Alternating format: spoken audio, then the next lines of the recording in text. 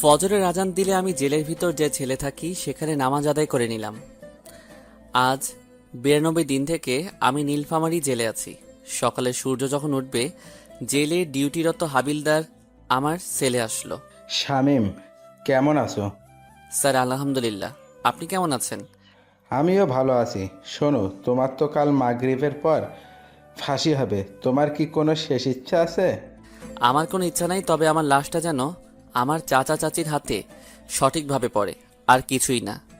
কেন, তোমার বাবা নাই? যদি থাকতো তাহলে তারা আমাকে দেখতে আসতো আর আপনিও দেখতেন। কেন, কি হয়েছে? আমি যখন ছোট ছিলাম তারা তখন মারা যায়। সরি বাবা। আরে এসব বলতে হবে না।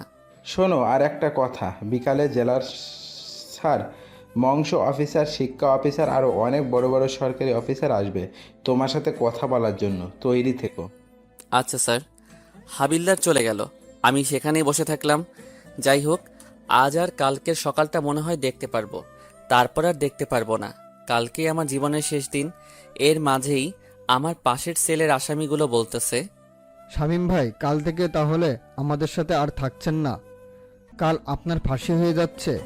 হ্যাঁ ভাই। ভাই, আপনার কথা খুব মনে পড়বে। আপনার মতো ভালো মানুষ জীবনেও দেখি নাই। আপনাকে ছাড়া এই জেল কেমন করে থাকবো ভাই? আপনি যতদিন থেকে আছেন কাউকে কষ্ট কি জিনিস বুঝতে দেন নাই, সবাইকে হাসি খুশি রেখেছেন। বাবা শামীম, কিসের জন্য তোমার ফাঁসির রায় হয়েছে আমাদেরকে একটু বলবে? তোমার কালকে ফাঁসি হয়ে যাচ্ছে, কি এমন অপরাধ করছো যার কারণে তোমার ফাঁসির রায় হয়েছে? চাচা, বিকালে ডিসি স্যার আরো বড় বড় সরকারি স্যার আসবে, ওনারা চলে গেলে তারপর সব বলবো। আমি সেখানেই বসে বসে আল্লাহর নাম জপতে থাকলাম। জীবনে অনেক পাপ করেছি, জানি না উপরওয়ালা আমাকে ক্ষমা করবে কিনা। তবু তো আমার মালিকের কাছে ক্ষমা চাইতে কোনো সমস্যা নাই। সকালে 2টা রুটি আর পানি ভরা ডাল দিল খেতে। আজ 92 দিন থেকে এখানে সকালে এসব খাবার খাচ্ছি। এসব খেতে আমার মোটেও কোনো কষ্ট হচ্ছে না। কষ্ট তো বেঈমানের জন্য হচ্ছে, যারা আমার সাথে বেঈমানি করেছে, যাদের কারণে আজ আমি জেলে আছি, যাদের কারণে আজ আমি ফাঁসির আসামি। আমার যে দোষ নাই তা কিন্তু না, আমিও অনেক বড় অপরাধ করেছি, তাই তো ফাঁসি হচ্ছে আমার। বিকালের দিকে ডিসি, মৎস্য অফিসার, শিক্ষা অফিসার, জজ সাহেব আরো বড় বড় সরকারি লোক আমার কাছে আসলো। সত্যি বলতে এই জেলে তেমন ফাঁসির আসামি খুঁজে পাওয়া যায় না। নীলফামারী জেলাতে যে অপরাধী নাই তা কিন্তু না, তবে আমি মনে হয় ফাঁসির আসামিদের মধ্যে এমন একজন যাকে দেখার জন্য আর কথা বলার জন্য এনারা এসেছে। আমার ইউনিয়ন বাদেও আশেপাশের আরও ইউনিয়ন খোঁজ করলে মনে হয় ফাঁসির আসামি পাওয়া যাবে না। যখন নাকি আমাকে ফাঁসির রায় দেয়, তখন আমার চাচা চাচির বাড়িতে নাকি অনেক দূর দূরান্ত থেকে মানুষ দেখতে আসছিল, কারণ আশেপাশে তো কোনো ফাঁসির আসামি ছিল না।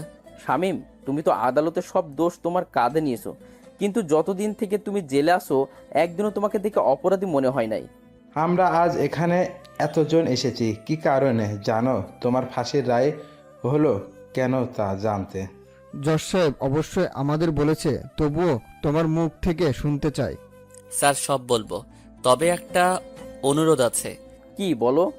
এখানে যত আসামি আছে তারা সবাই জানতে চায় কেন আমার ফাঁসি রায় হলো এবং কেন আমি অপরাধ মাথা পেতে নিলাম। হাবিলদার, সব কয়েদে কি ডাকো। তারপর হাবিলদার সব কয়েদিকে জেলের মাঝমাঠে নিয়ে আসলো। আমার সামনে সব সরকারি লোক আর চারদিকে সব কয়েদি। তাহলে শুনুন সবাই। অতীত, আমি তখন খুব ছোট।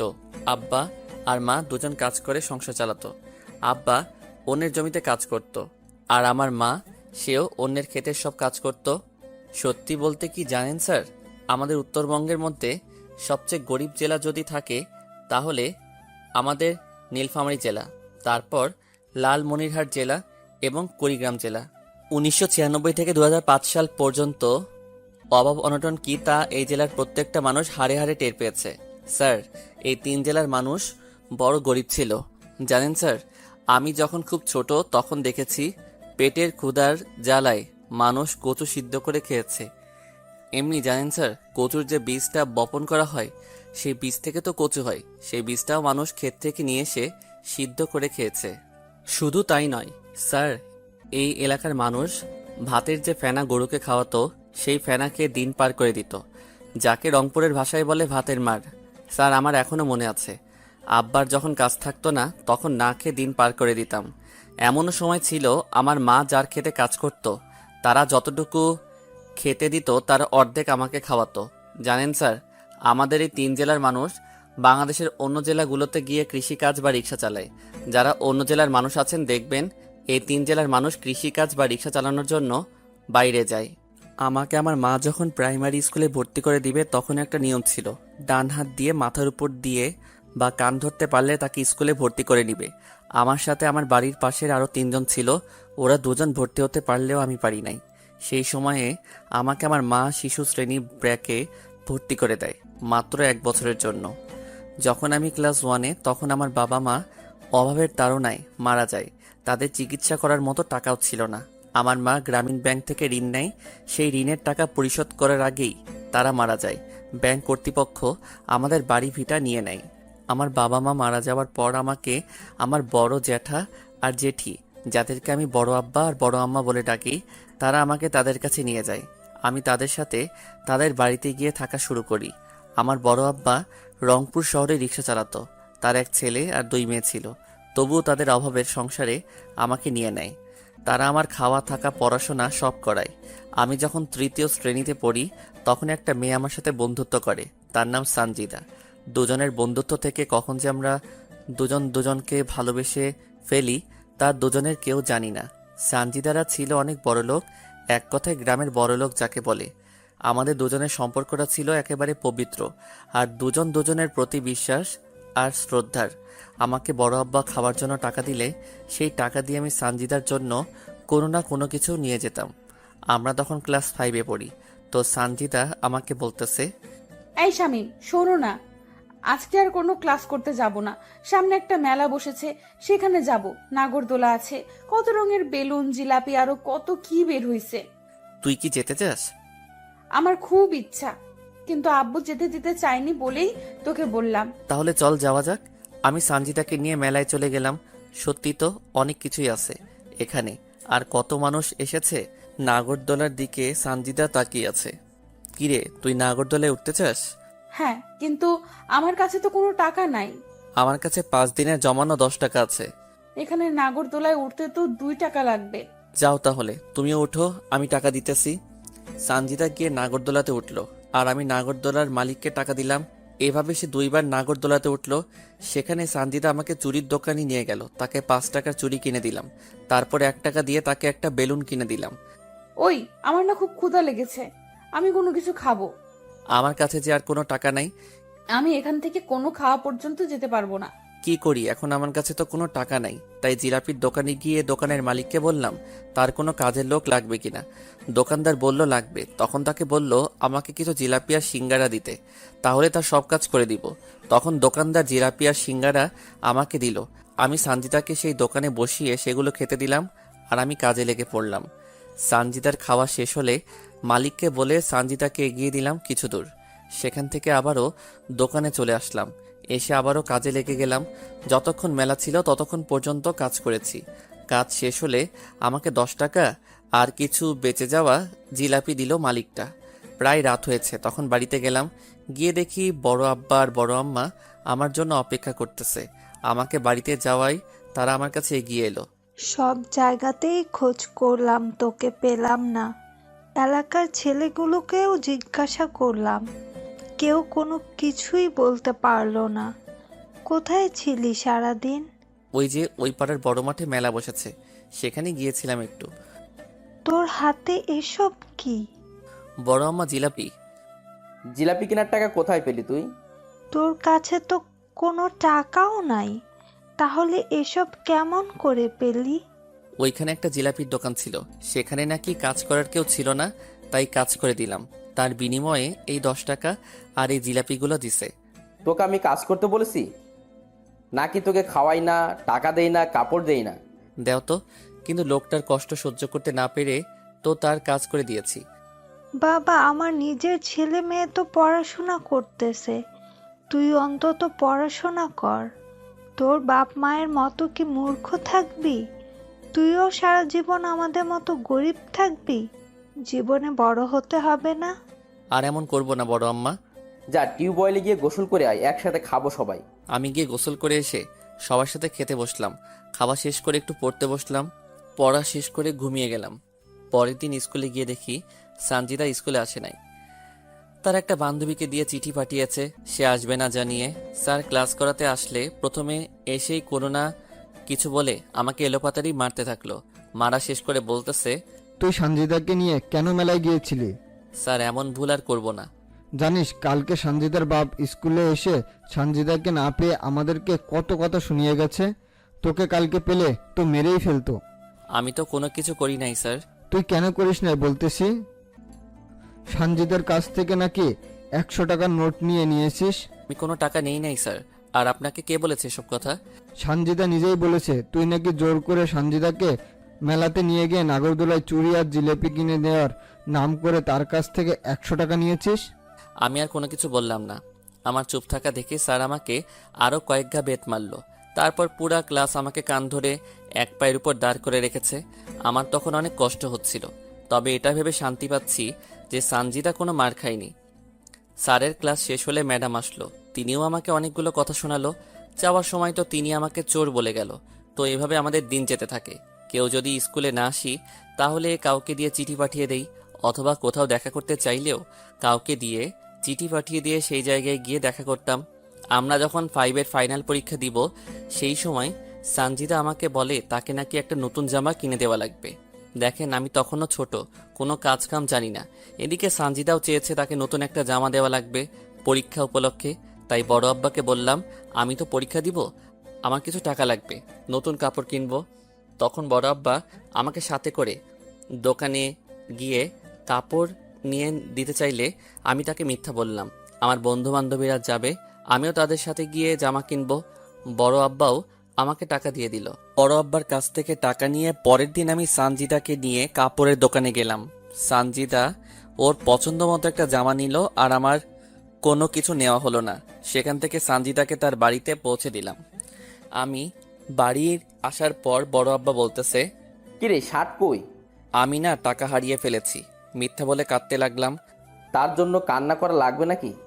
দরকার হলে আমি তোকে আবার নিয়ে দিব শার্ট। আমার আর কোনো কিছু লাগবে না বড় আব্বা। এইসব পুরাতন কাপড় পরে পরীক্ষা দিবি? ঈদে তো কিনে দিলে, পুরাতন হলো কেমন করে? আচ্ছা ঠিক আছে। তারপর শুরু হলো পরীক্ষা। সানজিদার সাথে প্রতিদিন তার বাবা মা ভাই বোন আসে, আর আমি একাই যাই একাই আসি। ভাগ্যক্রমে সানজিদার সিট আমার সিট একসাথে।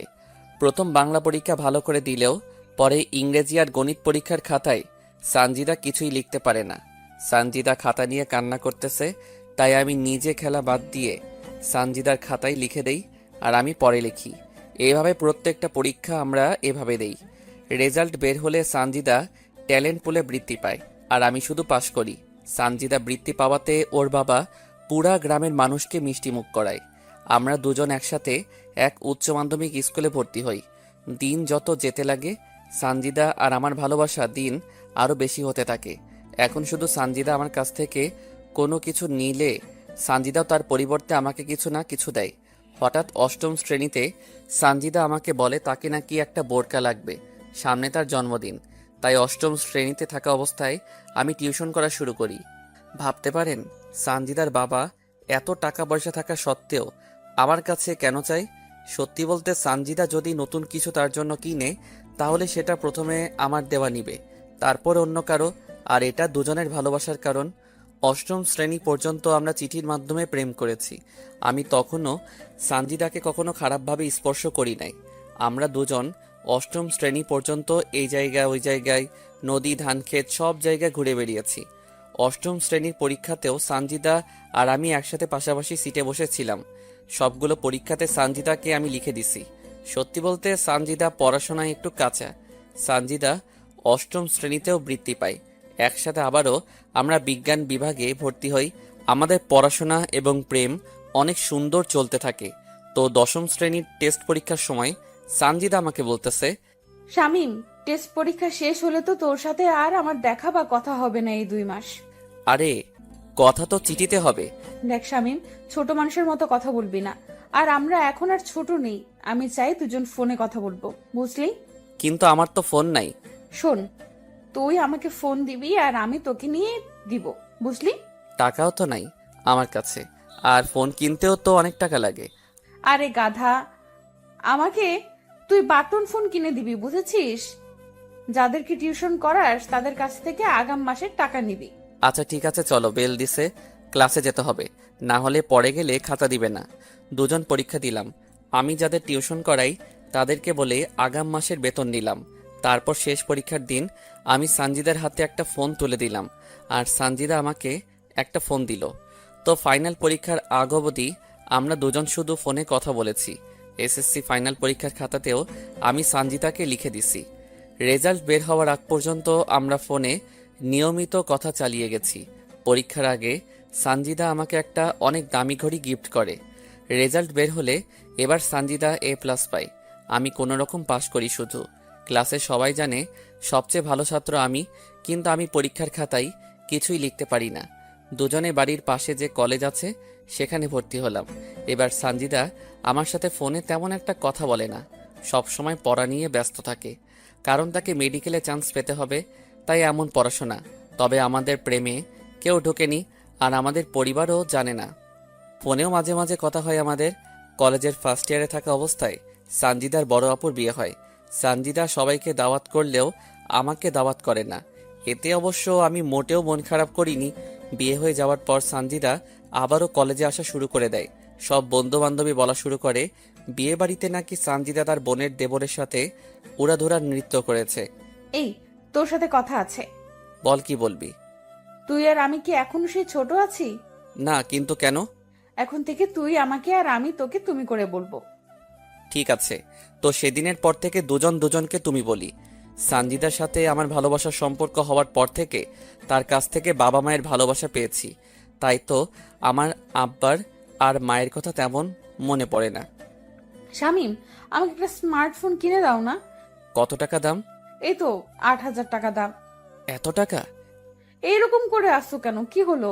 এত টাকা তো আমার কাছে নাই। কত আছে? 5,000 টাকা। শোনো, তোমাকে একটা কথা বলি।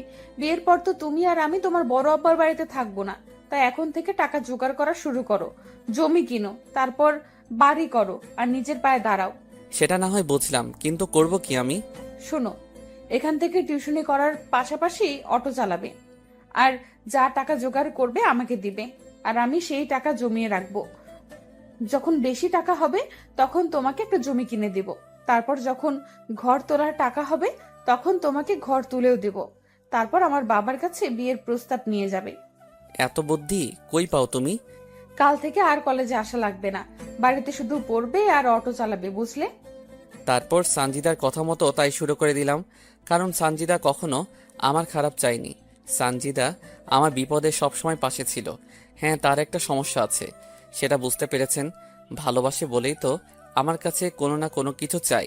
আমি টিউশনি করার পাশাপাশি অটো চালানো শুরু করে দিলাম। আমার টাকা দিয়ে সানজিদা একটা স্মার্টফোন নিল। একদিন সানজিদা ফোন করে বলল আমার অটো নাকি লাগবে, সকালে ওদের বাড়ি যেতে বলল। আমি পরের দিন সকালে ওদের বাড়ির সামনে গেলাম। কিছুক্ষণ পর সানজিদা বোরকা পরে ওর আপুসহ বের হলো। তারপর ওদেরকে নামিয়ে দিয়ে চলে আসলাম। এই এক সপ্তাহে সানজিদা আমাকে একবারও ফোন দেয় নাই। এমনি এমনি কি আমি ফোন মেসেজ দিলেও সে ধরেনি। এমনকি আমি ফোন মেসেজ দিলেও সে ধরেনি। হয়তোবা নতুন জায়গায় নতুন মানুষ, তাদের সামনে কথা বলতে লজ্জা পাই, তাই হবে হয়তোবা। এক সপ্তাহ পর সানজিদা আবারও কলেজে আসা শুরু করে, আর আমার সাথেও তেমন একটা কথা বলে না। আমাকে দেখলে কেমন যেন এড়িয়ে চলে, আর ঠিকমতো কথাও বলতে চায় না। সানজিদা, তোমার কি কোনো কারণে কোনো সমস্যা হয়েছে? হ্যাঁ, কি সমস্যা বলো? বাড়িতে তোমার আর আমার বিষয়টা সবাই জেনে গেছে, তাই তোমার সাথে ঠিকমতো কথা বলি না, এড়িয়ে চলি। তাহলে এখন উপায়? তুমি আর কলেজে এসো না, আমাদের ফোনে কথা হবে, আর যা করতে বলেছি সেগুলো করবে, বুঝলে? ঠিক আছে। তারপর থেকে আমি একেবারে কলেজ যাওয়া বন্ধ করলাম, শুধু পরীক্ষার সময় কলেজে যাই। এখন সানজিদাকে ফোন করলে তার ফোন ব্যস্ত বলে, আমাকে ঠিকমতো ফোন দেয় না, কথা বলে না। তার ফোনে কল দিলে সবসময় ব্যস্ত বলে, আমি মেসেজ করলে উত্তর দেয় না। তো একদিন দুপুরে আমি অটো নিয়ে কলেজে গেলাম, গিয়ে দেখি সানজিদা ফোনে হেসে হেসে কার সাথে যেন কথা বলতেছে। আমাকে দেখেই ফোনটা কেটে দিল। কি ব্যাপার, আমার ফোন ধরো না, মেসেজ করলে উত্তর দাও না? আসলে বাড়িতে আমাকে ফোন চালাতে দেয় না। কই, আমি ফোন দিলে তো ব্যস্ত বলে। তোমার নাম্বার তো আমি ব্লক লিস্টে রেখে দিয়েছি, যাতে কেউ জানতে না পারে। আর তুমি এখন এখান থেকে যাও, রাতে তোমাকে ফোন দিব, কেউ আমাদের একসাথে দেখলে সমস্যা হবে। আমি সঞ্জিতাকে বিশ্বাস করি, আর সে কখনো আমাকে মিথ্যা কথা বলবে না। তারপর থেকে আবারও নিয়মিত আমাদের কথা হতে থাকলো, তবে বেশি না, 10 থেকে 15 মিনিট। সত্যি বলতে দুদিন থেকে খুব ডিপ্রেশনে আছি। যদি বেঁচে থাকি আর মন মানসিকতা ভালো থাকে তাহলে ইনশাল্লাহ কালকেও পর্ব দিব। তারপর আমাদের এইচএসসি ফাইনাল পরীক্ষা হতে থাকলো। এবার সে আগের ঘটনা ঘটলো। আমি লিখে দিলাম সানজিদাকে। পরীক্ষার পর সানজিদা তার বোনের বাড়িতে বেড়াতে যায়। যাওয়ার আগে আমাকে শুধু বলে যে কয়দিন তার বোনের বাড়িতে থাকবে, আমার সাথে সে কথা বলতে পারবে না। আমিও তার কথা মেনে নিলাম, কারণ যদি কোনো কারণে তার সমস্যা হয়। আমি পরীক্ষার রেজাল্ট বের না হওয়া পর্যন্ত আমি সানজিদার সাথে কথা বলতে পারি নাই। তবে মানুষের মুখে শুনেছিলাম সানজিদা তার বোনের বাড়ি থেকে অনেক আগে এসেছে, কিন্তু সে আমার সাথে কোনো যোগাযোগ করে নাই। রেজাল্ট বের হলো, সানজিদা এবারও এ প্লাস পেল। তারপর সানজিদার বাবা কিছু টাকা ব্যয় করে সানজিদাকে রংপুর মেডিকেল কলেজে ভর্তি করিয়ে দিল। তারপর থেকে সানজিদা রংপুরে থাকা শুরু করে দেয়। তবে সানজিদা রংপুর যাওয়ার পরও আমার সাথে তার প্রতিদিন যোগাযোগ হতে থাকে। তো একদিন সানজিদাকে আমি ফোন দেই, সানজিদা, আমার এখনো পর্যন্ত মোট কত টাকা তোমার কাছে আছে? শামিম, সত্য বলতে কি, আমি তোমার সব টাকা নষ্ট করে ফেলেছি। এত টাকা দিয়ে তুমি কি করলে? আসলে আপুর দেবরের সেদিন জন্মদিন ছিল, আর সে আমার কাছে দাবি করে তার জন্মদিনের পার্টি যেন আমি দেই। আর বাবার কাছে টাকা চাইছিলাম, তখন বাবার হাতে কোনো টাকা ছিল না, তাই। আরে এই পাগলি, কান্না করতেছো কেন? তুমি তো আর অন্য কারো টাকা নষ্ট করো নাই। তবুও তোমার কষ্ট করা টাকা। আরে বাদ দাও তো এসব কথা। এখন বলো, তোমার পড়াশোনা কেমন চলছে? অনেক ভালো চলছে। তাহলে মন দিয়ে পড়ো। বাড়ি কবে আসবে তুমি? পরের সপ্তাহে যাব। এভাবে প্রতিদিন সানজিদার সাথে আমার কথা হতে থাকে। আমি আসলে এইচএসসি পাস করতে পারি নাই। একটা পরীক্ষায় সানজিদাকে লিখতে দিতে গিয়ে নিজের খাতায় কিছুই লিখতে পারি নাই। আমি অটো চালিয়ে যা টাকা পাই তা সানজিদার হাতে তুলে দেই, আর টিউশন করে যা পাই তা বড় আম্মার হাতে তুলে দেই। এখনো পর্যন্ত বড় আম্মার কাছে আমার দেওয়া 20,000 টাকা আছে। আর আমি সানজিদাকে এই 2 বছরে প্রায় 1.5 লক্ষ টাকা দিয়েছি। 1 সপ্তাহ পর সানজিদা গ্রামে চলে আসলো। এসেই সানজিদা সেই দিঘির পাড়ে আমাকে দেখা করতে বলল। আমি গিয়ে দেখি সানজিদা আগে থেকেই সেখানে বসে আছে। আমি যাওয়া মাত্র সানজিদা তার ওড়না দিয়ে আমার কপালের ঘাম মুছে দিতে লাগলো। আরে কি করছো তুমি? তোমার ওড়না তো আমার ঘামে নষ্ট হবে। হলে হোক, তোমার চেয়ে আমার ওড়না দামি না। আগের চেয়ে অনেক সুন্দর হয়ে গেছো। ইস, এভাবে কেউ বলে? আমার বুঝি লজ্জা করে না? ঠিক বিয়ের পর এমন করে লজ্জা মাখা মুখ নিয়ে থাকবে সব সময়? কেন কেন? তোমাকে না এই লজ্জা পাওয়া ভাবখানা অনেক সুন্দর দেখায়। বিয়ের পরও কি এরকম ভালোবাসবে তুমি? সেটা না হয় বিয়ের পর বলিও আমাকে। জানো শামিম, এখন না প্রতি মুহূর্ত তোমাকে অনেক মিস করি আমি। তোমাকে ছাড়া ওই শহরে আমাকে একা থাকতে মোটেও ভালো লাগে না। আরে পাগলি, তোমাকে বড় ডাক্তার হতে হবে যে। জানো শামিম, মাঝে মাঝে ইচ্ছা হয় তোমার বুকে মাথা রেখে ঘুমাই। আল্লাহ যদি চায় একদিন সেই ইচ্ছা তিনি পূরণ করে দিবেন। বিয়ের পর তোমাকে আর কোনো কষ্ট করতে হবে না। এমনিতেই সেই ছোট থেকে অভাব অনটনের মাঝে বড় হয়েছো, কত কষ্ট করে পড়াশোনা করেছো। বিয়ের পর আমি ডাক্তারি করব, আর তুমি আমাদের সন্তানগুলোকে সামলাবে। এতে লজ্জা পাওয়ার কি আছে? তুমি কি জানো না, মেয়েদের একটু বেশি লজ্জা, আর লজ্জা নারীর ভূষণ, বুঝলে পাখি? জি বুঝেছি। টাকার কথা সেদিন কেন বলেছিলে? একজন রাস্তার সাইডে জমি বিক্রি করতে চাইছে তাই বলেছিলাম। ইস, আমার কারণে তোমার জমি কিনা হলো না। আরে ধুর, বাদ তো, টাকা গেছে তাতে কি, আবারও আসবে ইনশাল্লাহ। সত্যিই তুমি অনেক ভালো। এই ভালোটা তোমার ভালোবাসা পাওয়ার জন্য। সেখানে দুজন আরো অনেক কথা বলেছি।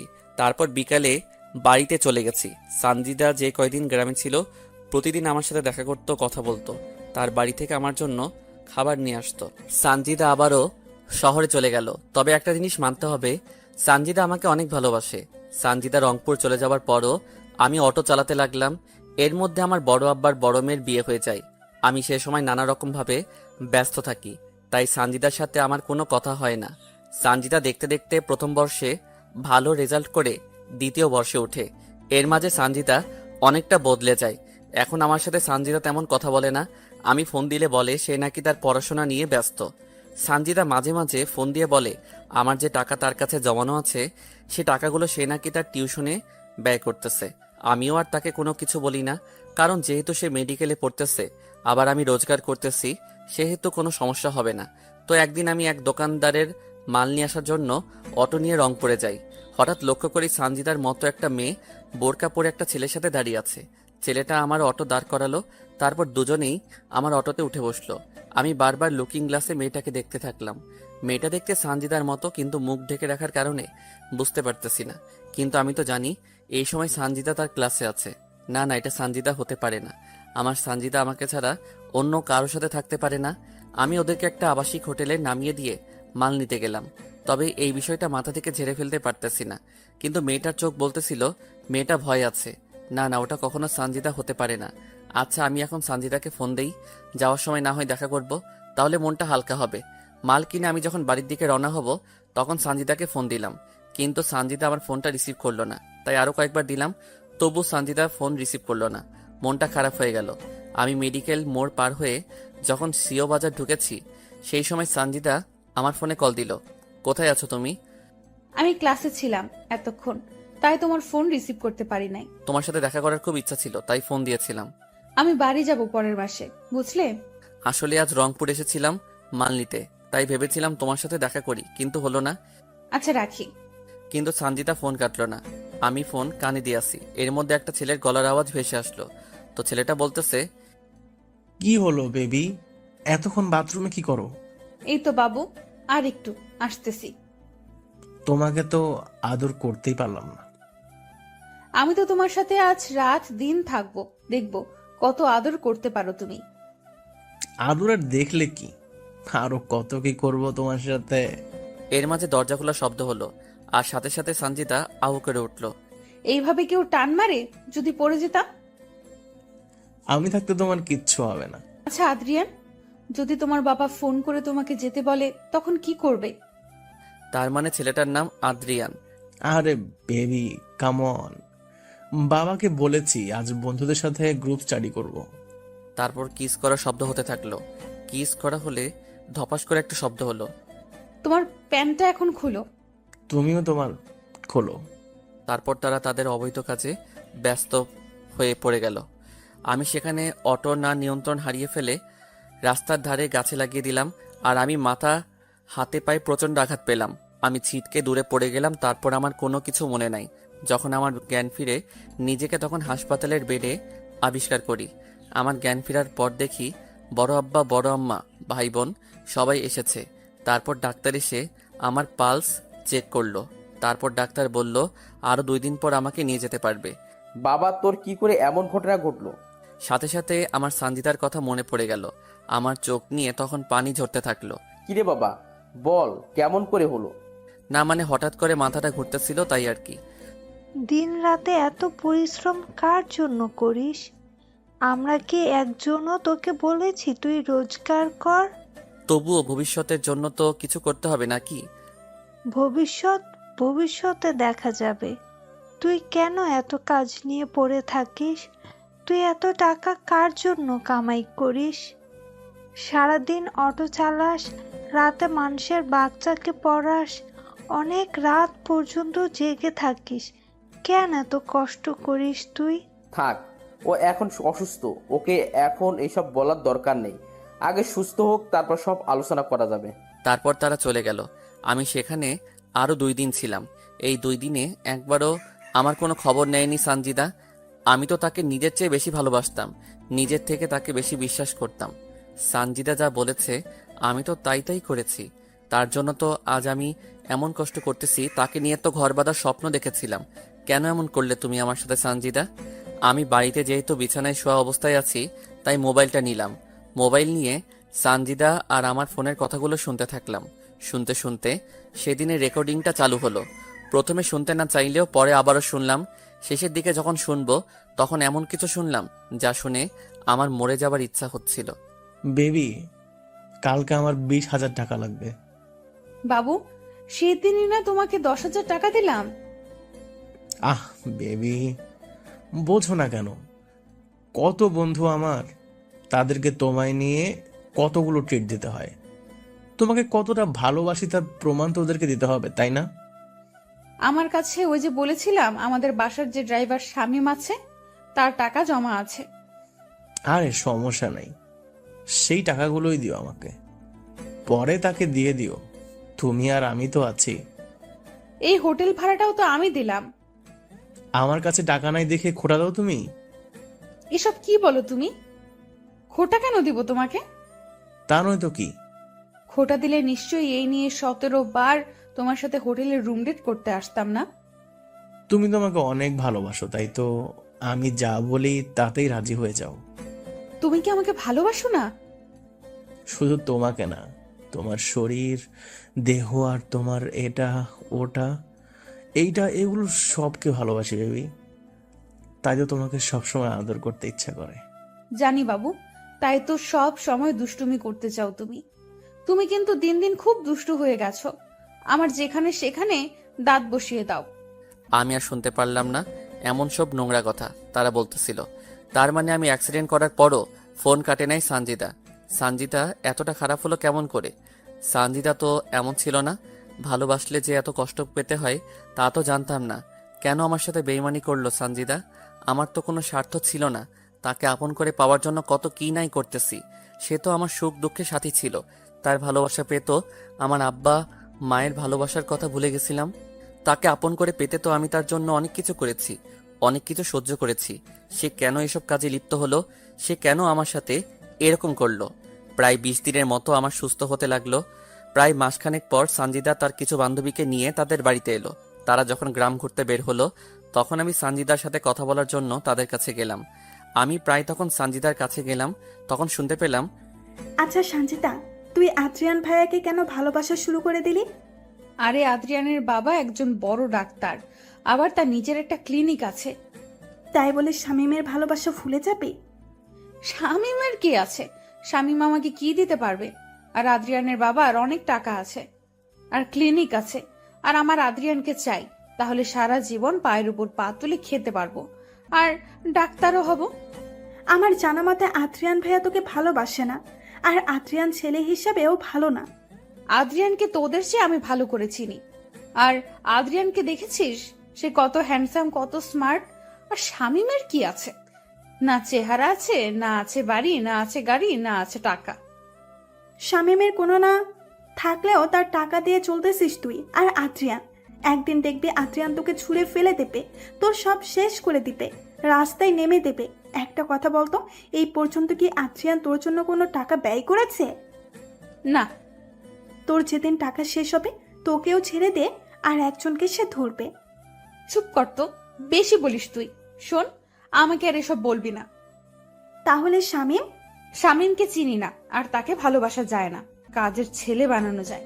আমি সানজিদার এমন কথা শুনে তার কাছে আর গেলাম না। সেখান থেকে বাড়ি চলে আসলাম। কিন্তু সানজিদার কথা ভুলতে পারলাম না।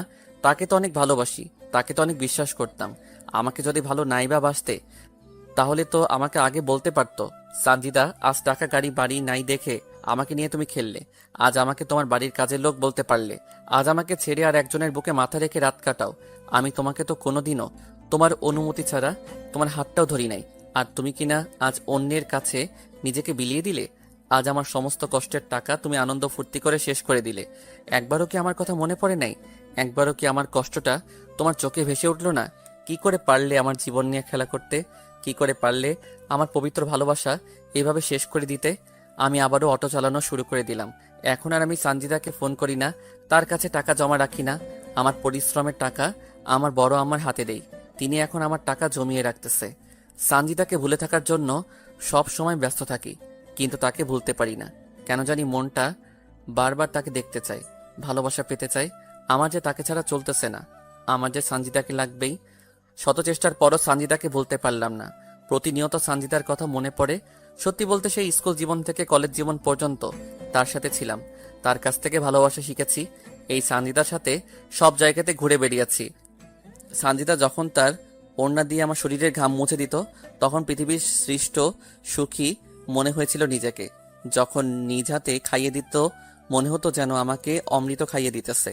আমার বিপদে সবসময় তো পাশে ছিল, আমার কষ্ট তো সহ্য করতে পারতো না। না, আমার সানজিদা আমার সাথে কোনো অন্যায় করতে পারে না। আর যদি সে সত্যি সত্যি অন্যায় কাজ করেও থাকে, তবুও সব ভুলে গিয়ে তার সাথে নতুন করে সব শুরু করব। আমাকে এই দুনিয়াতে তো সানজিদা অনেক ভালোবাসে। আমার মন বলতেছে সানজিদা ঠিক আমার কাছে ফিরে আসবে। মানুষ তো জীবনে অনেক অন্যায় করে, অনেক ভুল করে, না হয় সানজিদাও করেছে। এইভাবে অনেক দিন চলে যায়, যা গণনার বাইরে। তবুও সানজিদা বাড়িতে আর আসে না, আর আমি সানজিদাকে ফোন দিলেও সানজিদা ফোন ধরে না। আমি তবুও আশা ছেড়ে দেই না, আমার শুধু তাকে লাগবে। সানজিদার সাথে আমার আর কোনো দেখা কথা বলা হয় না প্রায় 6 মাস। আমি তার আশাতে প্রতিনিয়ত থাকি। মন বলে সে আসবে, পরক্ষণে মন আবার বলে সে তো এখন অন্য কারো, তাহলে আমার কাছে আসবে কেন? মনে ভাবনা ছিল প্রেম মহান, কিন্তু সানজিদা শিখিয়ে দিল টাকা প্রধান। হয়তো আজ আমার কোনো কিছু নাই, আমি এতিম, তাই হয়তো সে আমার থেকে চলে গিয়ে অন্য কারো হাত ধরেছে। মনে ভাবনা ছিল একই বৃন্তে হব দুটি ফুল, কিন্তু সে আজ অন্য কারো। শত চেষ্টা করেও সানজিদাকে আমি ভুলতে পারি নাই।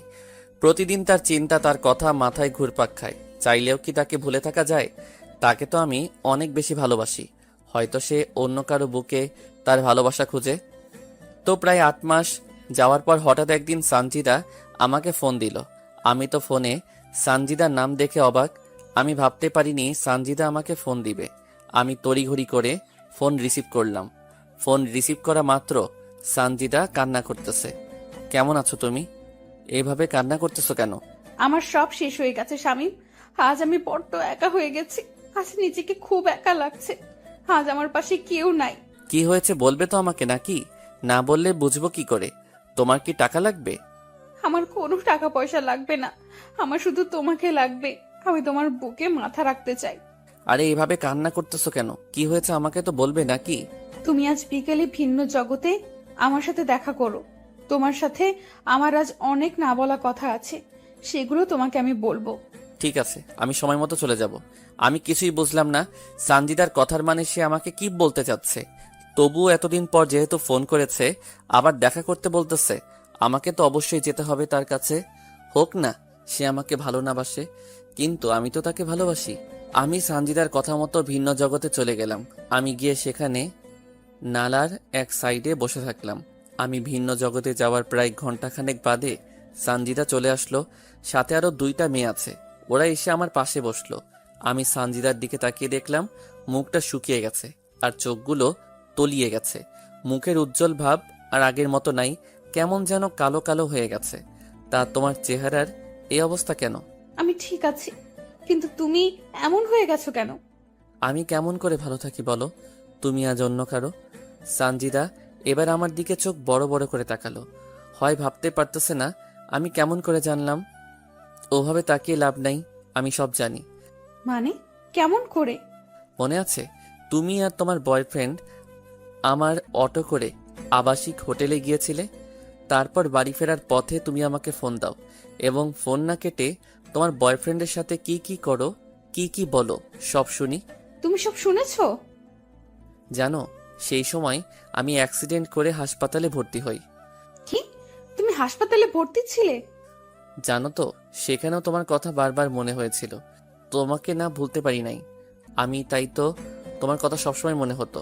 জানো যেদিন তোমার বান্ধবীকে বলেছিলে তুমি আমাকে ভালোবাসো না, তুমি ভালোবাসো ওই টাকাওয়ালা ডাক্তারের ছেলেকে, সেদিন না পৃথিবীতে নিজেকে বড্ড একা একা লাগছিল। যেদিন শুনেছি ওই ছেলের সাথে তুমি 20 বার হোটেলে রুম ডেট করতে গিয়েছিলে, সেদিন না আমার দেহের আত্মাটার মরণ হয়ে গেছে। আমি ভুল করেছি, আমাকে ক্ষমা করে দাও। আমি আর জীবনেও তোমাকে ছাড়া অন্য কাউকে ভালোবাসবো না। তুমি যা বলবে তাই শুনবো। আমার কথা বা কবে শুনেছো তুমি? আমি না তোমার দেহটাকে ভালোবাসি নাই, তোমার বুকের ভেতর যে সুন্দর মনটা ছিল সেটাকে ভালোবেসেছিলাম। তুমি কেমন করে আমাকে ঠকিয়ে অন্য কারো বিছানায় সঙ্গী হও? একবারও কি এই এতিম অসহায় ছেলেটার কথা মনে পড়ে নাই? তোমার ভালোবাসা পেয়ে তো আমার নিজের মরা বাবা মাকে ভুলে গিয়েছিলাম। তোমার সাথে ঘর বাঁধবো বলে তো নিজের পড়াশোনার ক্যারিয়ার নষ্ট করে তোমার কথা মতো পরিশ্রম করা শুরু করে দিলাম। হাজারো স্বপ্ন দেখিয়েছো, কিন্তু সবকিছু নিমিষে শেষ করে দিয়েছো তুমি। আবারও নতুন করে আমরা স্বপ্ন দেখব, আবারও নতুন করে বাঁচতে শিখবো আমরা। যেখানে আমার ভালোবাসার আত্মাটা মরে গেছে সেখানে আবার নতুন করে স্বপ্ন দেখব, তা কি করে হয়? আমি তো সব দোষ করেছি, আমি তো সব ভুল করেছি। তুমি তো কোনো দোষ করো নাই, তুমি তো কোনো ভুল করো নাই, তাহলে কেন তোমার আত্মা মরে যাবে? যেখানে আপনজন অন্য কাউকে পেয়ে আমাকে ভুলে যায়, অন্য কারো ভালোবাসা পেয়ে আর একজন ঠকায়, সেখানে কেমন করে বেঁচে থাকি? একটাবারও কি খবর নিয়েছো বেঁচে আছি নাকি মরে গেছি? একবারও কি জানতে চাইছো আমার মন কি চাই কি বলে? তোমার কোন ইচ্ছাটা পূরণ করি নাই? তোমার জন্য তো নিজেকে শেষ করে দিয়েছি। সব জানি, আমি নিজের স্বার্থের জন্য তোমাকে ব্যবহার করেছি। হ্যাঁ, তোমাকে ধোঁকা দিয়েছি। হ্যাঁ, তোমার কোনো খবর নেই নাই। হ্যাঁ, তোমাকে অবহেলা করেছি। প্লিজ আমাকে ফিরিয়ে দিও না। এবার না সত্যি সত্যি আমি মরে যাব। তোমাকে খুব চাই, তাই বলে তোমাকে আমার জীবনে দ্বিতীয় কোনো সুযোগ দিতে চাই না।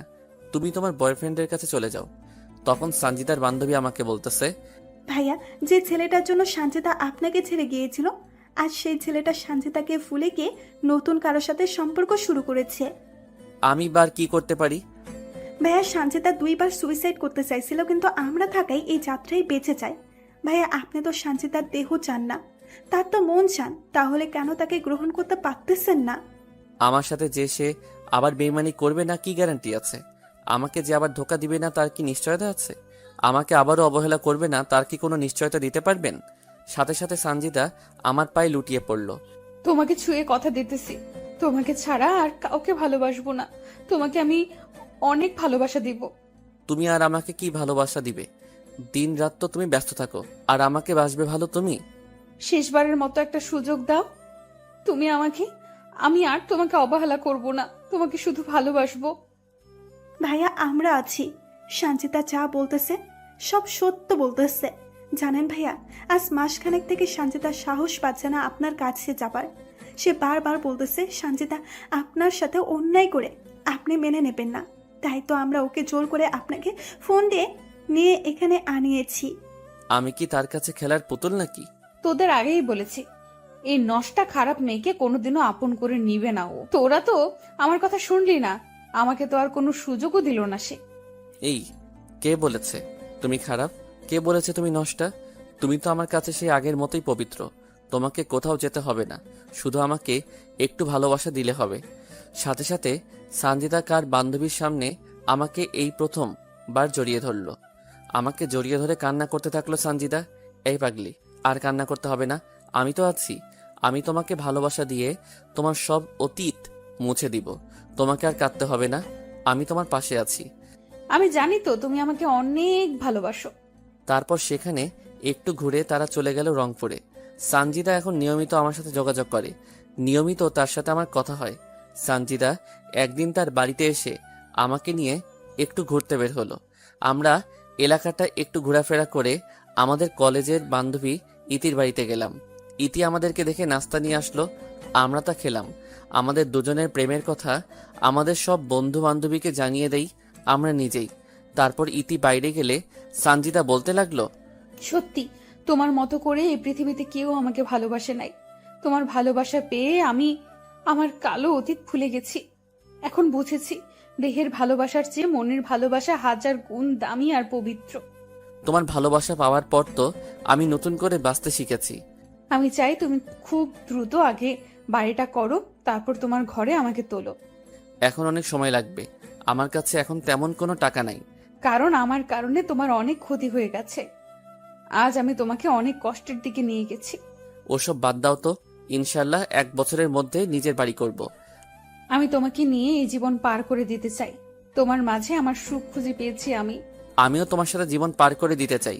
তোমার সাথে আমি বেঁচে থাকতে চাই, মরে যেতে চাই। সেখান থেকে আমরা চলে আসি। তারপর থেকে আমি আর সঞ্জিতা সময় পেলে দেখা করি, কথা বলি। আমরা দুজন অনেক জায়গায় ঘুরতে যাই। ঠিক স্কুল কলেজ জীবনের মতো শুরু হয়ে গেল। আমরা একে অপরের প্রতি অনেকটা নির্ভর হয়ে পড়ি। দেখতে দেখতে সঞ্জিতার পড়াশোনা প্রায় শেষের পথে আসে। আমিও জমি কিনে বাড়ি করে ফেলি। আমি আবারও আগের মতো বেশি বেশি রোজগার করতে থাকি। অনেক বড় ঘরের মেয়ে সঞ্জিতা, তাকে তো একটু হলেও ভালো রাখতে হবে।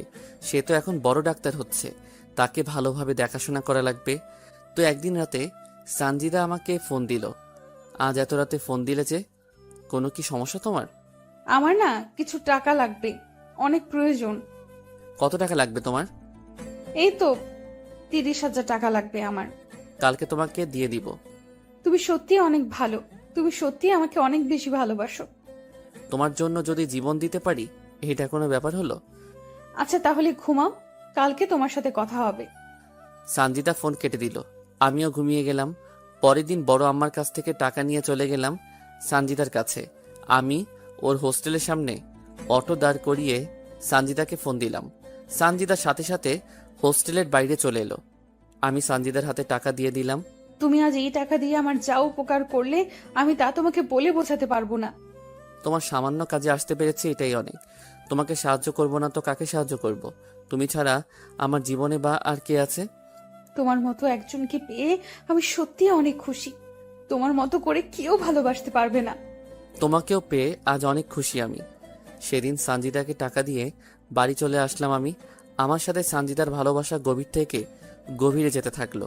আমি এখন অনেকটা সানজিদা নির্ভর হয়ে গেছি। আমার এখন দিনরাত সানজিদা ছাড়া চলে না। সানজিদাকে টাকা দেওয়ার পর 2 দিন সানজিদার সাথে আমার কথা হয়। এই 2 দিনে বুঝেছি সানজিদা এখন আমাকে সত্যি অনেক ভালোবাসে। 3 দিনের দিন রাত 10টার সময় সানজিদা আমাকে ফোন দিল। কি করো তুমি? কি আর করব, আমার একটা পাগল আছে, তার কথা ভাবতেছি। শুনি, সে পাগলটাকে? ফোনের ওপারে যে আমার সাথে কথা বলতেছে সেই পাগলটা। পাগল তো তোমারই আমি, তাই না? নতুন করে কি বলা লাগে? আচ্ছা, রাতে খেয়েছো তুমি? মাত্র খেয়ে আমার পাগলটাকে ফোন দিলাম। আচ্ছা, তুমি খেয়েছো? একটু পরে খাবো। কেন কেন? এই আসলাম সবে, গোসল করে খাওয়া করব। এখন এত কষ্ট করতেছো কেন তুমি? তোমার এখন নিজের বাড়ি আছে, আর কি চিন্তা করা লাগে? এত কাজ করলে কি হবে বলো? বারে, তোমার আমার ভবিষ্যতের জন্য কিছু জমাতে হবে না? আর তাছাড়া তোমার তো এমনিতেই মাঝে মাঝে টাকা লাগে, তখন কি করে দিব? আর বেশি দিন তোমাকে জ্বালাবো না, আর তোমাকে কষ্ট দিব না। আর মাত্র কয়েকটা মাস চলে গেলে আমি পুরো দমে একজন ডাক্তার হব। তখন আর তোমার কাছ থেকে টাকা নিব না, তোমাকে কোনো কাজও করতে দিব না। কাজ না করলে কি করব আমি? তুমি শুধু আমাকে ভালোবাসবে আর আমার সাথে থাকবে, বুঝলে? আমি একাই কি ভালোবেসে যাব? তুমি আমাকে ভালোবাসবে না? তোমার কি এই বিষয়ে কোনো সন্দেহ আছে? নিজের থেকেও বেশি বিশ্বাস করি তোমাকে, আর সন্দেহ করব তোমাকে আমি? আমি জানি আমার পাগলটা আমাকে অনেক ভালোবাসবে আর বিশ্বাস করবে। তুমিও তো আমার থেকে আমাকে কম ভালোবাসো না। সানজিদার সাথে আরো নানা রকম বিষয় নিয়ে আমার কথা হলো। শেষে সানজিদা আমাকে বলল, এই শোনো, কালকে আমাদের ব্যাচের ছেলেমেয়েরা কক্সবাজার যাব। কেন যাবে হঠাৎ? মেডিকেলের কিছু প্র্যাকটিক্যাল আছে, সেই বিষয়ের জন্য। আরে বাবা, পড়াশোনার জন্য যাবে, আমাকে কি সেটা বলা লাগে? না মানে, না মানে কি বলো? টাকা লাগবে? সেদিনে তো টাকা দিলে, টাকা লাগবে না। তাহলে? আসলে আমরা 5 দিনের জন্য সেখানে যাচ্ছি, আর 5 দিন তোমার সাথে কোনো কথা বলতে পারবো না, তাই। আরে দূর, এটা কোনো ব্যাপার হলো? তোমার পড়াশোনা আগে, তারপর আমি। তারপরও আমার তোমাকে ছেড়ে যেতে মন সায় দিচ্ছে না। আরে বাবা, তোমার পড়াশোনা শেষ হলে তো আমি সবসময় তোমার সাথেই থাকতেছি। তোমাকে খুব মনে পড়বে আমার সেখানে। এই, ভুলেও পড়াশোনা করার সময় আমার কথা মনে করবে না, বুঝলে? আমি তো 100 বার করব তোমার কথা মনে। আরে বাবা, আমার কথা মনে করলে তোমার সেখানে পড়াশোনার ব্যাঘাত ঘটতে পারে তো। ঘটলে ঘটুক, তবুও তোমাকে ভুলবো না। আমি কি তোমাকে ভুলে যেতে বলেছি নাকি, শুধু পড়াশোনার সময় বাদ দিয়ে? আচ্ছা ঠিক আছে, এবার একটা নাইট কিস দাও তো। তারপর সানজিদা ফোন রেখে দিল। সানজিদা সত্যি আমাকে এতটা ভালোবাসবে, আমার এতটা কেয়ার করবে, তা কখনো কল্পনা করতে পারি নাই। আমি তো মনে করেছি আবার কোনো না কোনো স্বার্থে আমাকে সে ভালোবাসবে। দেখতে দেখতে 4 দিন চলে গেল। এই 4 দিনে সানজিদা আমাকে ফোন দেয় নাই, আমিও তাকে কোনো ফোন দেই নাই। যদি তার কোনো সমস্যা হয় পড়াশোনা করতে, তাই দেইনি ফোন। তো 4 দিনের সময় রাতে সানজিদা আমাকে ফোন দিল। এই শোনো, আজ রাতে গাড়িতে আমরা রংপুর যাচ্ছি, আর পরের মাসে 6 তারিখে বাড়িতে যাব। সত্যি তুমি আসবে? আমার পাগলটাকে যে অনেক দিন থেকে দেখি না। সত্যি বলতে তোমাকেও দেখার জন্য ভিতরটা কেমন যেন ছটফট ছটফট করতেছে। এইটাকেই বলে ভালোবাসা, বুঝলে? কেমন করে? তুমি যদি আমাকে ভালো না বাসতে, তাহলে আমাকে দেখার জন্য এত উতলা হতে না। আমাকে তুমি ভালোবাসো বলেই তো এমন করো, বুঝলে পাগল আমার? এবার বুঝেছি। আই ফোন রাখি, স্যার এসেছে। রংপুর পৌঁছে কথা হবে তোমার সাথে। আচ্ছা ঠিক আছে, আর হ্যাঁ, সাবধানে আসবে কিন্তু। সানজিদা ফোন রেখে দিল। আজ 4 দিন পর সানজিদার সাথে কথা বলতে পেরে কলিজায় পানি আসলো। আসলে সানজিদার সাথে কথা বলতে না পেরে খুব অস্বস্তি লাগছিল আমার। পরের দিন সানজিদা আবারও রংপুর আসলে আগের মতো আমাদের দুজনের কথা হতে থাকলো। সানজিদার ছুটি হলে সে বাড়িতে চলে আসলো। এসে আমার সাথে সে খুব ক্লোজভাবে চলাফেরা করা শুরু করলো। সানজিদা আমার সাথে এতটাই ক্লোজ হয়ে চলতেছে, নিজেকে কন্ট্রোল করে রাখাটা অনেক দায়। তো এইভাবে প্রায় সপ্তাহ আমরা একসাথে চলাফেরা করেছি, অনেক জায়গায় ঘুরেছি। বিশেষ করে ছোটবেলায় যে জায়গাগুলোতে আমরা বেশি যেতাম, সেই জায়গাগুলো সানজিদা আমার এত কেয়ার করে যে মনে হয় সে আমার বিয়ে করা বউ। আমি সামান্য আঘাত পেলে অস্থির হয়ে যায় সানজিদা ওর ওড়না দিয়ে বারংবার আমার শরীরের ঘাম মুছে দেয়। কোথাও খেতে গেলে আমাকে নিজ হাতে খাইয়ে দেয়। একটা আইসক্রিম দুজনে খাই, কোনো কোক বা ঠান্ডা নিলে সেটাও দুজনে একসাথে খাই স্ট্র দিয়ে। আমাকে নিয়ে ভবিষ্যতে কিভাবে সংসার করবে সব বলতেছে। আমাকে এমনভাবে সে ভালোবাসা শুরু করে দিয়েছে, আমি যদি ওকে ছেড়ে দেই তাহলে সে মরে যাবে এমন অবস্থা। আমাকে সব সময় তার দুহাত দিয়ে আমার হাত জড়িয়ে ধরে থাকে। তবে সানজিদা শহরে গিয়ে একটু ওয়েস্টার্ন ড্রেস পরা শুরু করে দিয়েছে। সে গ্রামেও এসব পোশাক পরে, তবে তার বাড়িতে থাকলে। এই, কালকে তো চলে যাচ্ছি আমি। কালকে চলে যাবা? আর কয়টা দিন থাকো না? আমিও তো চাই সব সময় তোমার সাথে সাথে থাকতে, কিন্তু পড়াশোনার কারণে পারি না তো। তাহলে আজকেই যাব। তুমি যাবো, তবে তবে কি সানজিদা? তোমার কাছে একটা জিনিস চাইবো, দিবে আমাকে? কি জিনিস চাই তোমার? আজকে রাতটা তোমার কাছে চাই আমি। সানজিদা কি বলতেছো এসব তুমি? দেখো সানজিদা, বিয়ের আগে এসব করা হারাম, পাপ। আমি তোমাকে ভালোবাসি, তোমার শরীরকে নয়। আমি জানি এসব পাপ, কিন্তু তোমাকে কাছে পেতে চাই আমি। তোমাকে ছাড়া যে আমার চলে না, তোমাকে যে প্রতি মুহূর্তে মিস করি আমি।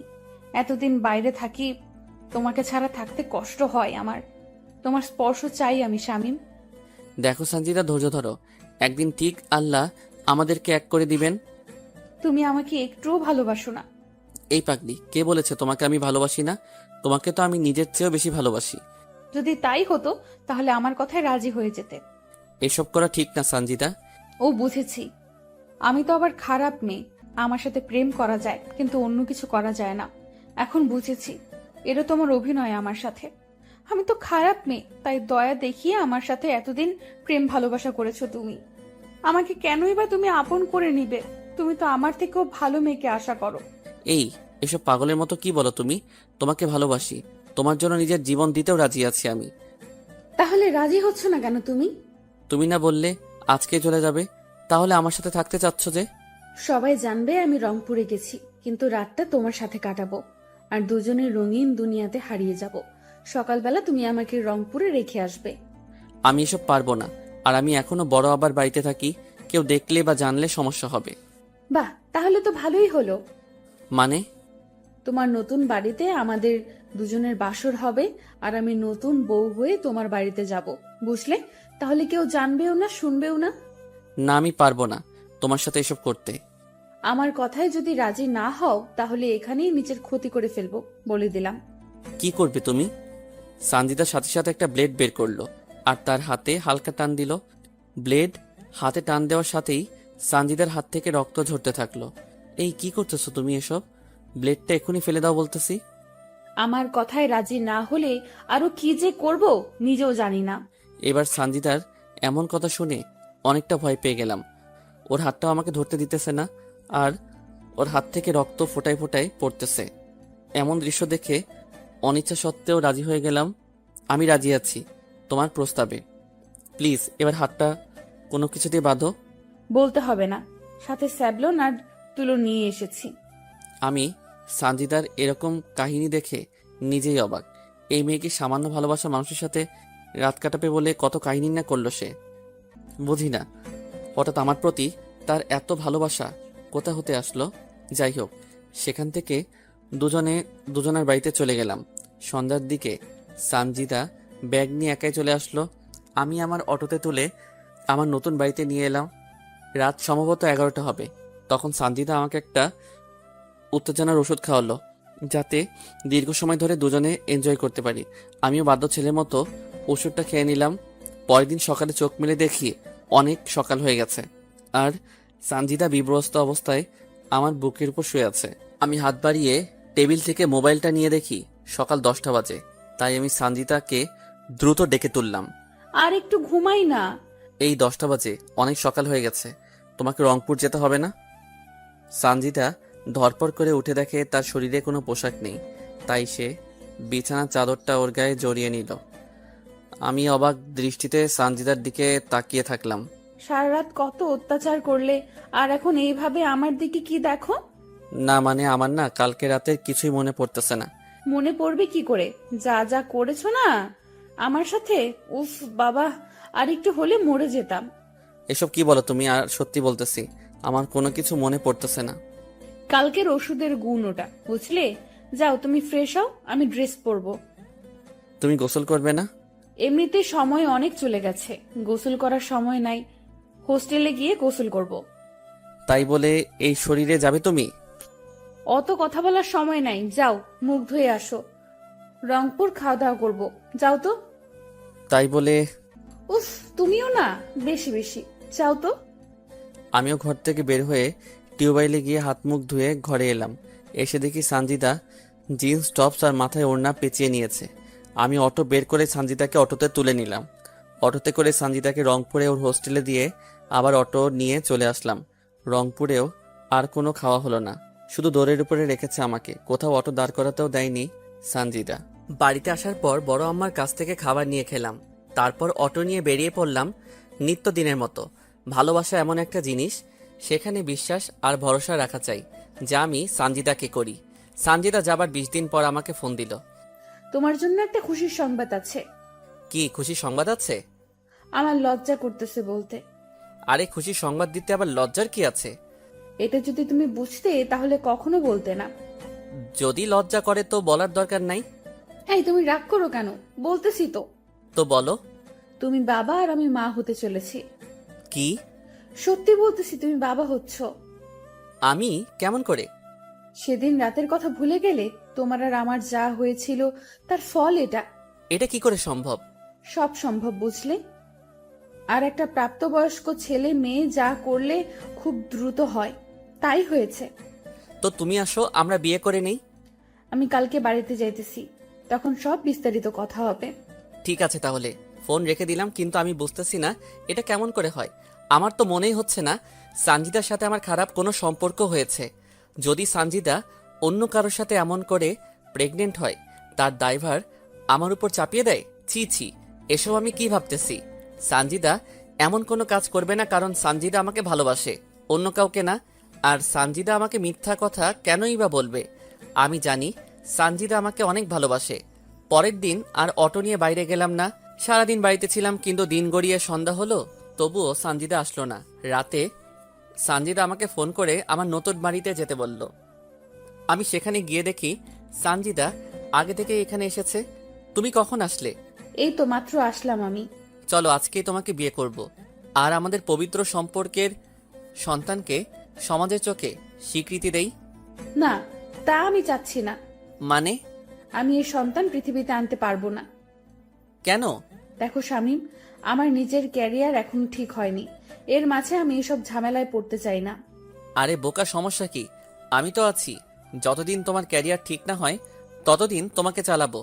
সেটা বড় কথা নয়, আমরা যতই বিয়ে করি না কেন আমার পেটের সন্তান তো নাজায়েজ। কি বলো এসব তুমি? ঠিক কথাই তো বলেছি, কারণ আমরা বিয়ের আগেই শারীরিক সম্পর্কে নিজেদেরকে জড়িয়েছি। এখন যতই বিয়ে করি না কেন আমাদের পেটের সন্তান কিন্তু নাজায়েজ, বৈধ হবে না। আমি অত কিছু বুঝি না। আমার সন্তানকে আমি পৃথিবীর আলো বাতাস দেখাতে চাই। আমি সেটা কোনোভাবেই পারবো না শামীম। সবাই জানাজানি হলে আমাদের সন্তানকে সবাই নাজায়েজ সন্তান বলবে। আমি মা হয়ে তা সহ্য করতে পারবো না। কেউ জানলে না বলবে।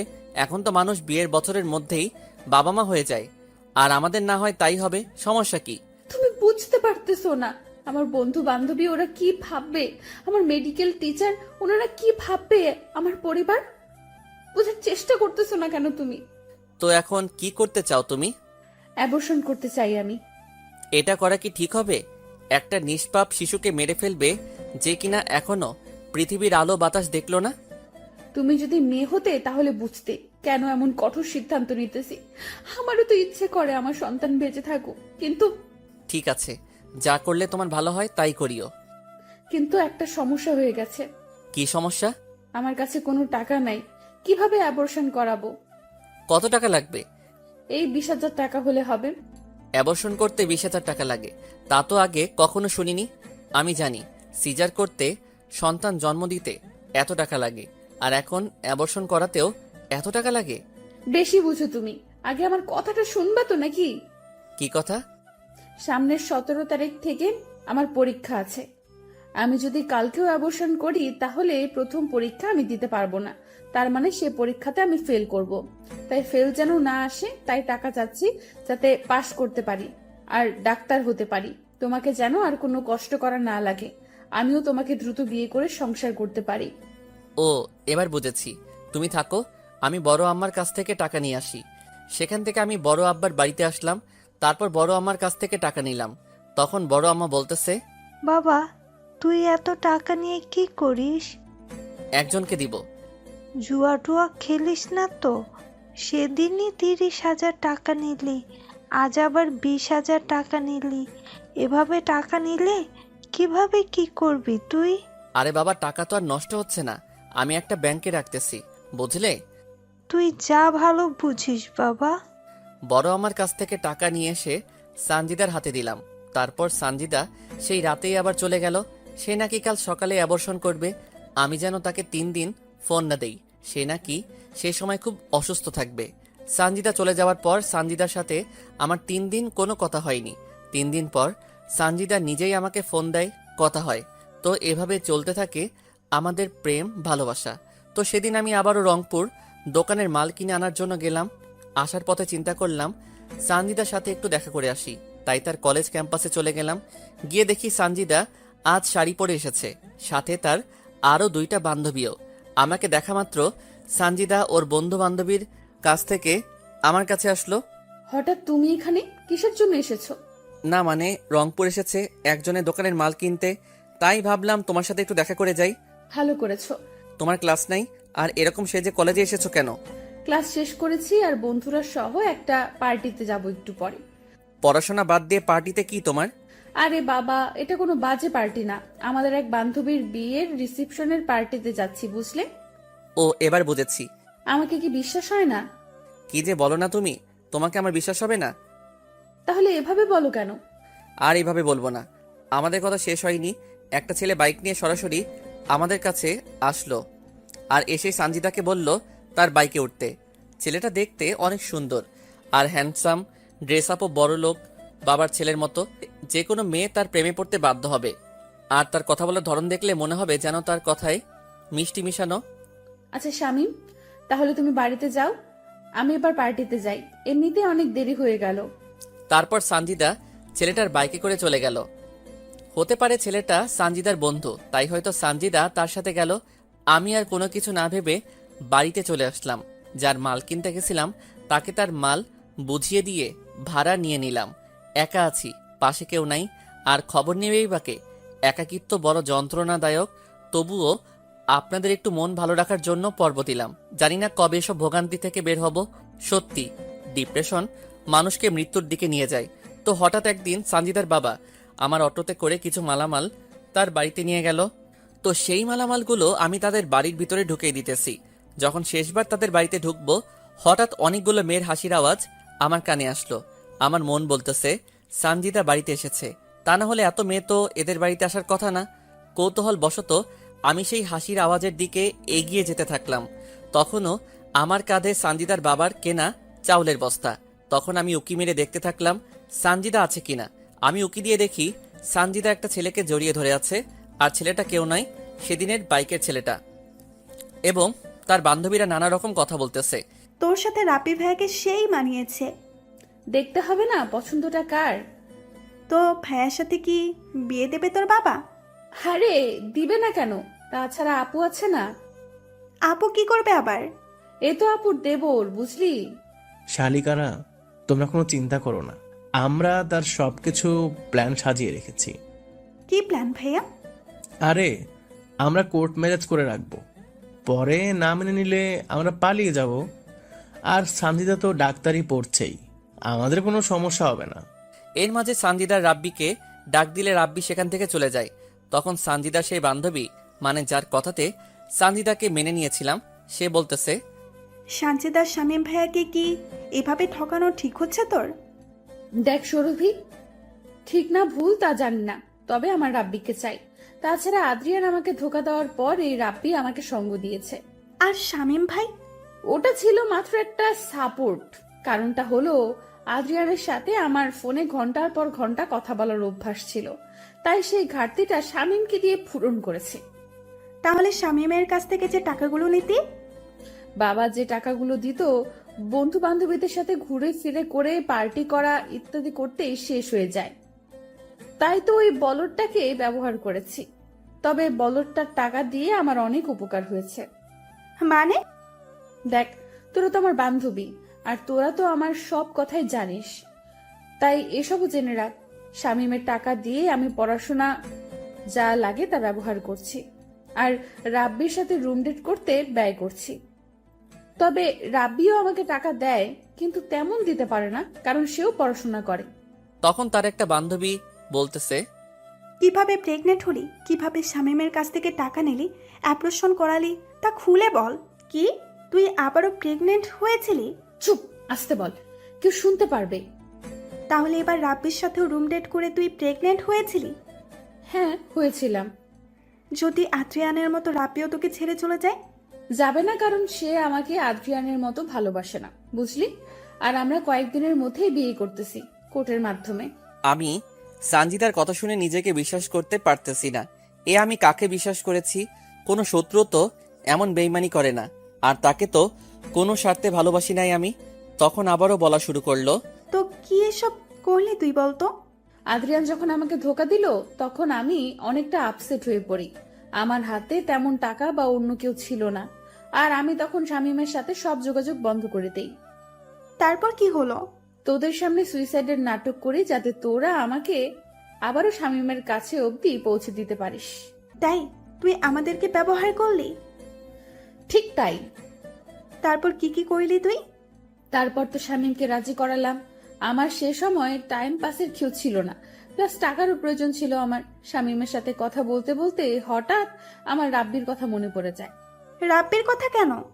আরে বলতেছি তো, আমার আপুর যখন বিয়ে হয় সে সময় রাব্বি আমাকে প্রপোজ করে, আর আমি তাকে ঝুলিয়ে রাখি। আদ্রিয়ান আমাকে ছেড়ে দেওয়ার পর আমি রাব্বির সাথে যোগাযোগ করি, আর রাব্বিও রাজি হয়ে যায়, কিন্তু আমার তেমন একটা কথা বলতো না, তাই আমি রাব্বির সাথে প্রেম আর শামীমের সাথে অভিনয় করি। আর তুই প্রেগনেন্ট হলি কি করে? রাব্বি তো পড়াশোনা নিয়ে ব্যস্ত থাকে, আর দেখতে অনেক সুন্দর, বাবার টাকা পয়সা গাড়ি বাড়ি আছে, আর রাব্বির সাথে অনেক মেয়ের সুসম্পর্ক, তাই আমি রাব্বিকে নানা রকম অজুহাত দেখিয়ে রাজি করাই। কিন্তু তখন সে হোটেলে রুম ভাড়া নিবে, টাকা নাই, তাই বুদ্ধি করে শামীমের কাছ থেকে টাকা নিই, আর শামীমকে বলি আমি 5 দিনের জন্য কক্সবাজার যাচ্ছি পড়াশোনার জন্য। সেখানে গিয়ে আমি আর রাব্বি রুম ডেট করি, আর আমাদের সেই সময়কার কিছু ভিডিও আর পিক তুলে রাখি, যাতে রাব্বি আমাকে ছেড়ে না যায়। একেই বলে ধোকা খেলে অন্যকে কিভাবে ধোকা দিতে হয়। তারপর কি করলি? সেখান থেকে রংপুর আসার কিছুদিন পর জানতে পারি আমি আবারও প্রেগনেন্ট। তাই বুদ্ধি করে বাড়িতে চলে আসি, আর শামীমের সাথে এমন ভাবে মিশি যেন সে আমাকে কাছে পাওয়ার জন্য পাগল হয়। কিন্তু শালা বোকা, কিছু কাজের না, তাই আমি তার সাথে শারীরিক সম্পর্ক করার জন্য বলি। পরে রাজি হলে তাকে ঘুমের ওষুধ খাওয়াই, আর সে কিছু জানে না। পরে কি হলো? পরে তাকে ফোন করে বলি আমি প্রেগনেন্ট আর সে বাবা হতে যাচ্ছে। সে শুনে তো খুশিতে পাগল হবার অবস্থা। পরে তার বাড়িতে গিয়ে বলি আমি এ বাচ্চা নিব না। তার সে কি কান্না, আর পারে না পায়ে পড়ে। পরে শামীমকে বুঝিয়ে সুজিয়ে রাজি করাই, আর অ্যাবর্শন করার কথা বলে আরো 20,000 টাকা নেই। আর রাব্বি জানে শামীমের সাথে আমার প্রেমের অভিনয়ের কথা। শামীম ভাইয়ের সাথে এসব কেন করতে গেলি? কেন তার জীবনটা নষ্ট করতে গেলি তুই? তোর জন্য তো সে অনেকটা পাগল। তোর সবকিছু জানার পরেও তো তোকে আপন করে নিয়েছিল। কোন মেয়েটা টাইম পাস না করে? সবাইকে এক ভাবিস না। আরে রাগ করিস কেন? সবার কথা তো বলি নাই, এমন অনেকে আছে যারা টাইম পাস করে। আমিও নিজেকে ভালো রাখার জন্য শামীমকে ব্যবহার করেছি। একটা বিষয় বুঝলাম না, শামীম ভাইয়ের সাথে তোর কিভাবে পরিচয় হলো? দুজনে একসাথে একই স্কুলে কলেজে পড়েছি, সেখান থেকে পরিচয়। সত্যি বলতে তার সাথে কোনো সম্পর্ক করার ইচ্ছা ছিল না। তাহলে? ও খুব ভালো ছাত্র ছিল, আর আমি পড়াশোনা তেমন পারতাম না, তাই তাকে ব্যবহার করেছি। আর এমন ভাবে তার সাথে কথা বলেছি আর মিশেছি, মনে হবে তাকে ছাড়া আমি অচল। আর যখন দেখলাম আমার জন্য শামীম সব করতে পারে, সব করতে প্রস্তুত, তখন তো নিজেকে ধন্য মনে করা শুরু করলাম। আর তাকে দিয়ে কত টাকা হাতিয়েছি তার হিসাব নেই। এতে আমার পড়াশোনার হাত খরচ, পোশাক, চলাফেরা করা খুব ভালো হয়েছে। একটা এতিম গরিব ছেলের সাথে এসব করা কি তোর ঠিক হয়েছে? যদি শামীম জানতে পারে বা তার নিজের কোনো ক্ষতি করে? জানতে দিলে না জানবে? রাব্বিকে বিয়ে করে ওকে বলবো বাড়ি থেকে জোর করে বিয়ে দিয়ে দিছে, বাস শেষ, ইচ্ছা খতম। এগুলো করা ঠিক হচ্ছে তোর, সঞ্চিতা? এই বেশি কথা বলিস না তো। তোদের জন্য রাব্বির সাথে একান্ত সময় কাটাতে পারতেছি না, তার চেয়ে বরং রাব্বিকে নিয়ে শামীমের বাড়ি গিয়ে একটু মজা করি। আমি সানজিদার এমন সব কথা শুনে কাঁধ থেকে চাউলের বস্তা নিচে ফেলে দিলাম। আমি ভাবতেও পারতেছি না এত বড় বেঈমান মানুষ কেমন করে হয়, এত সুন্দর অভিনয় মানুষ কেমন করে করতে পারে। হঠাৎ সানজিদার বাবা আমাকে বলে তার আরো কিছু নিয়ে আসা লাগবে। আমি সানজিদার বাবা সহ আবারও বাজারে গেলাম। বাজারে যাওয়ার পর সানজিদা আমাকে ফোন দিল। কেমন আছো তুমি? এই তো বাইরে আছি। আমি তোমার বাড়িতে আছি, কিছুক্ষণ পর আসো, ঠিক আছে?